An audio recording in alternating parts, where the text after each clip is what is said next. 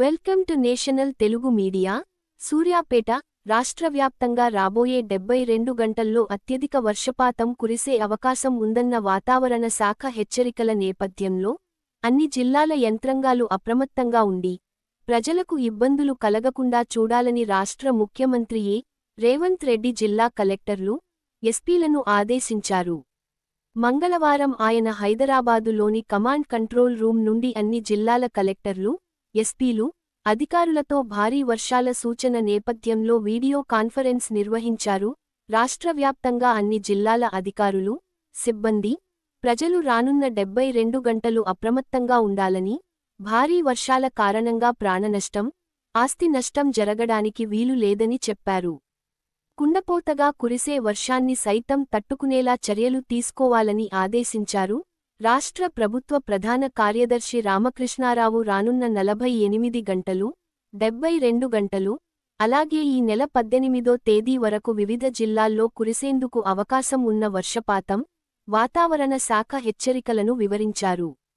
రాష్ట్ర వ్యవసాయ శాఖ మంత్రి తుమ్మల నాగేశ్వరరావు, బీసీ సంక్షేమ శాఖ మంత్రి పొన్నం ప్రభాకర్, ఆర్&బి శాఖ మంత్రి కోమటిరెడ్డి వెంకటరెడ్డి, ఐటీ శాఖ మంత్రి దుద్దిళ్ల శ్రీధర్ బాబు, సీనియర్ ఐఏఎస్ అధికారులు, డీజీపీ జితేందర్ తదితరులు మాట్లాడారు. సూర్యాపేట జిల్లా నుండి జిల్లా కలెక్టర్ తేజస్ నందలాల్ పవార్, జిల్లా ఎస్పీ కె. నరసింహ, అదనపు కలెక్టర్ పి. రాంబాబు, సంబంధిత శాఖల జిల్లా అధికారులు తదితరులు ఈ వీడియో కాన్ఫరెన్స్కు హాజరయ్యారు. జారీ చేసినవారు జిల్లా పౌర సంబంధాల అధికారి, సూర్యాపేట. అన్ని శాఖల అధికారులు, సిబ్బందికి తక్షణమే సెలవులన్నింటినీ రద్దు చేస్తున్నట్లు వెల్లడించారు. వర్షాల సందర్భంగా తక్షణ సమాచారం కోసం అన్ని జిల్లా కేంద్రాలలో కంట్రోల్ రూమ్లు ఏర్పాటు చేయాలని, హెల్ప్ లైన్ ఏర్పాటు చేసి ప్రజలకు అందుబాటులో ఉంచాలని ఆదేశించారు. లోతట్టు ప్రాంతాలను ముందే గుర్తించి అక్కడి నుండి ప్రజలను సురక్షిత ప్రాంతాలకు తరలించాలని, అవసరమైన చోట సహాయక శిబిరాలు ఏర్పాటు చేసి ప్రజలకు తాగునీరు, వసతి, భోజనానికి ఇబ్బందులు లేకుండా చర్యలు తీసుకోవాలన్నారు. అన్ని కంట్రోల్ రూమ్లను అప్రమత్తం చేసి 24 గంటలు పని చేసేలా చర్యలు తీసుకోవాలన్నారు. జిల్లా కలెక్టర్లు విపత్తు పరిస్థితులలో వారి వద్ద ఉండే విపత్తు నిర్వహణ నిధులను వినియోగించాలని, ప్రజలకు సహాయం చేయడానికి వెనకాడవద్దని అన్నారు.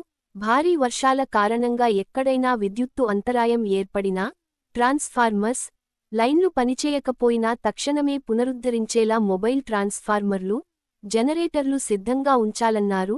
తాగునీటికి ఇబ్బంది లేకుండా తాగునీటి శాఖ ఎప్పటికప్పుడు పర్యవేక్షణ చేయాలని అన్నారు. గత అనుభవాలను దృష్టిలో ఉంచుకొని అత్యధిక వర్షపాతం కురిసేందుకు ఆస్కారం ఉన్న ప్రాంతాలను ఆయా జిల్లా కలెక్టర్లు ముందే గుర్తించి తగు జాగ్రత్తలు తీసుకోవాలన్నారు. విపత్తు పరిస్థితులను సమర్థవంతంగా ఎదుర్కొనేందుకుగాను ఆ జిల్లాలకు ప్రత్యేక అధికారులను నియమించాలని రాష్ట్ర ప్రధాన కార్యదర్శిని ఆదేశించారు.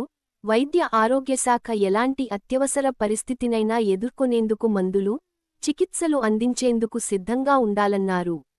గ్రేటర్ హైదరాబాద్ పరిధిలో ట్రాఫిక్ జామ్ వల్ల ప్రజలు ఇబ్బంది పడకుండా పోలీసులు క్షేత్రస్థాయిలో పనిచేయాలని చెప్పారు. ఎప్పటికప్పుడు ప్రజలకు ఎఫ్ఎం రేడియో ద్వారా అలర్ట్లు ఇవ్వాలని, టీవీ, మీడియా ద్వారా సమన్వయం చేసుకోవాలన్నారు.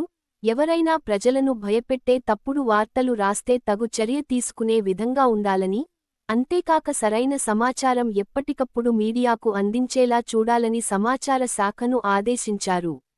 నీటిపారుదల శాఖ ఆయా ప్రాజెక్టుల వద్ద ఇరిగేషన్ ఇన్ఫ్లో, అవుట్ఫ్లో సమాచారం ఇవ్వాలన్నారు. సాధ్యమైనంతవరకు ప్రజలు భారీ వర్షాలలో ఇండ్ల నుండి బయటికి రాకుండా ఉండాలని కోరారు. అవసరమైతే పాఠశాలలు, కళాశాలలు, విద్యాసంస్థలకు సెలవులు ప్రకటించే విధంగా విద్యాశాఖ తగు నిర్ణయం తీసుకోవాలని ఆదేశించారు. అలాగే ఐటీ ఉద్యోగులు ఇళ్ల నుండే పని చేసే విధంగా చూడాలన్నారు.